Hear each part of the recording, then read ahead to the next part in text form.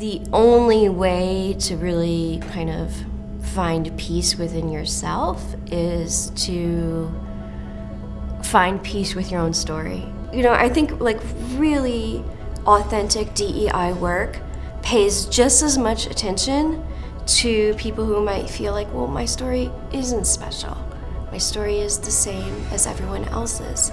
And so we try to show everyone, each kid, you have all these different paths that you can blaze, you know, and here are the tools to blaze.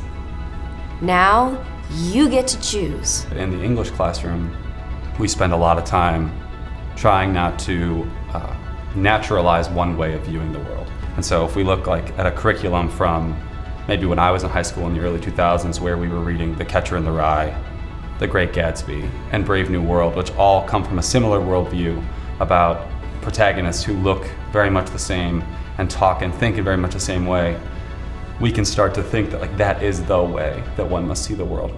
And the problem with that is that when someone who maybe doesn't look like or think like that person starts to believe that their thinking is wrong or that their position in the world must be on the outskirts, I think that once we like literally just reframe the room as a circle, they start to see themselves as active participants and as the protagonist of their own story and not as a cursory or secondary character in the story of our class.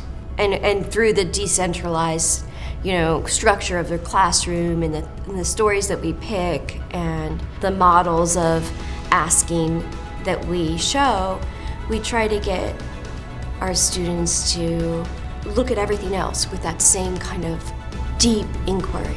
Students don't need to be given direction, but they need to be offered like different opportunities for direction.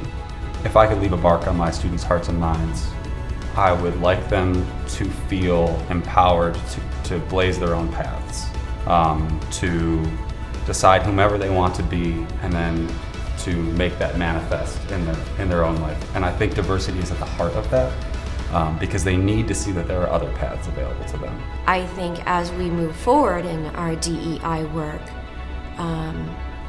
we just have to continue to care about each other. You know, so I'm very, very hopeful, and you can't be anything but hopeful.